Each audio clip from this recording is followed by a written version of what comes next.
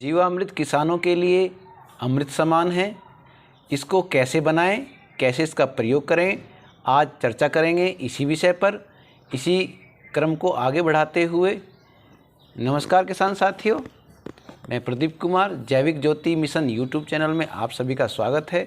जैसा कि आपको पता है कि इस यूट्यूब चैनल के माध्यम से हमारा उद्देश्य किसानों की लागत को कम करके उनकी पैदावार बढ़ाना है और मिट्टी के साथ साथ उनकी जो फसल है उसकी गुणवत्ता को बढ़ाना है। तो इसी क्रम में आज का जो मुख्य विषय है वो है जीवामृत। जीवामृत हम कैसे बनाएं, कैसे प्रयोग करें और इसके क्या क्या फ़ायदे फसलों में होते हैं, इस पर आज हम चर्चा करेंगे। तो सबसे पहले एक मिथक बना हुआ है, बहुत से किसान पूछते हैं कि जीवामृत बनाने के लिए तो देसी गाय का गोबर चाहिए। ऐसा है, हम मानते हैं कि देसी गाय का गोबर ज़रूरी है, मगर जिन किसान के पास देसी गाय नहीं है तो क्या वो जीवामृत नहीं बनाएंगे? बिल्कुल बना सकते हैं। अगर आपके पास देसी गाय नहीं है तो भैंस के गोबर से भी जीवामृत बना सकते हैं। अंतर इतना आता है कि देसी गाय के गोबर से जो बना जीवामृत है, अगर उसमें 100% बैक्टीरिया होते हैं तो भैंस के गोबर से बने हुए जीवामृत में 75% बैक्टीरिया होते हैं। अब बनाना कैसे होता है? इसके लिए 10 किलो आपको गाय का गोबर या भैंस का गोबर, 10 किलो ही मूत्र, गाय का तो ठीक है वरना भैंस का है तो भी अच्छा है।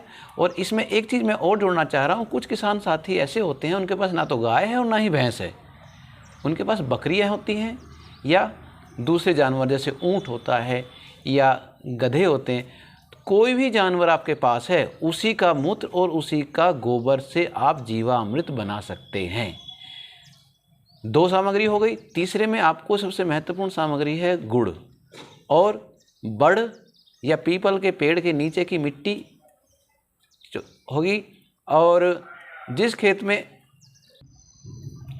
डालना है उस खेत की 1 किलो मिट्टी इसमें ज़रूर डालें और पांचों चीज़ों को ड्रम में डालकर डंडे से चलाएं और उसमें पानी भर दें।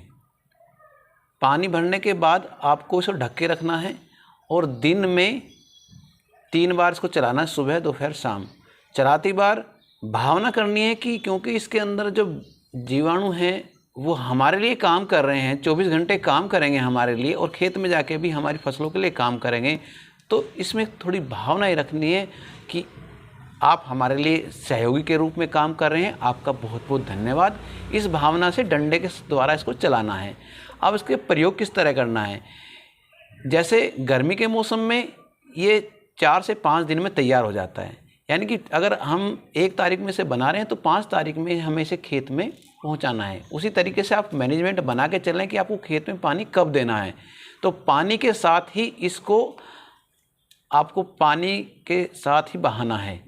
टोटी इसमें लगा सकते हैं, अगर आप घर पे बना रहे हैं तो टोटी लगा लें, या अगर आप खेत में भी ले जा रहे हैं, ड्रम में बना रहे हैं तो उसमें भी टोटी लगा लें। और जो ट्यूबवेल है या नहर का पानी है, जैसा भी आपका पानी खेतों में जाता है तो खेत के जो मुहाले पर ही अपने इस जीवामृत को रख दें। इसमें से बूंद बूंद करके पूरे पानी के साथ ये घुल के आपके खेत में जाता रहेगा। जाने के बाद ये क्या करेगा कि उस खेत में जाके ये बैक्टीरिया अपनी कॉलोनियाँ बनाएंगे और अपना काम करना शुरू करेंगे। आप इसको इस तरह से समझ सकते हैं जीवामृत काम कैसे करता है। जैसे अगर हमारे पेट में अगर हमारा हाजमा कुछ गड़बड़ है तो आपने देखा होगा, सुना होगा कि हम सिरके का प्रयोग करते हैं। तो सिरके में भी बहुत सारे बैक्टीरिया होते हैं जो हमारे पेट के हाजमे को ठीक करते हैं। ऐसे ही आज के समय में हमारे खेतों का हाजमा बिगड़ा हुआ है। हमारे खेत में जो भी हम चीज़ डाल रहे हैं वो अच्छी तरह से हजम नहीं हो रही हैं। इसीलिए अगर हम जीवामृत का प्रयोग करेंगे तो वो हमारे खेत में हाजमे को ठीक करेगा, हमारे खेत में जो पोलापन ठीक करेगा, हमारे खेत में केंचुओं की संख्या को बढ़ाएगा और ज़मीन के अंदर के जो शत्रु फंगस हैं या कीट हैं उनको ख़त्म करेगा। जब खेत में पोलापन आएगा, फोकापन आएगा तो जड़ें गहरी जाएंगी, विकास करेंगी और पौधे अच्छे से विकास करेंगे। तो हमारे लिए, हर किसान के लिए जीवामृत अमृत है। इसे आप जानें, समझें और करें। इसी उद्देश्य से आज की वीडियो हमने बनाई है कि आप अपने लागत कम करें, अपने खेत का स्वास्थ्य अच्छा करें, अपनी फसल का स्वास्थ्य अच्छा करें और आपका स्वास्थ्य भी अच्छा होगा। मेरा अनुरोध है सभी किसान साथियों से कि जिस भी तरह की शंकाएं आपके मन में आती हैं वो हमारे कमेंट्स बॉक्स में लिखें। हम उसी विषय पर आपकी शंकाओं का निवारण करेंगे और उससे संबंधित वीडियो, उससे संबंधित जानकारी आपके बीच में शेयर करेंगे और हमेशा आपके साथ कदम से कदम मिलाते चलते रहेंगे। हमारा प्रयास ये है कि हमारा किसान संपन्न हो और समृद्ध हो। नमस्कार।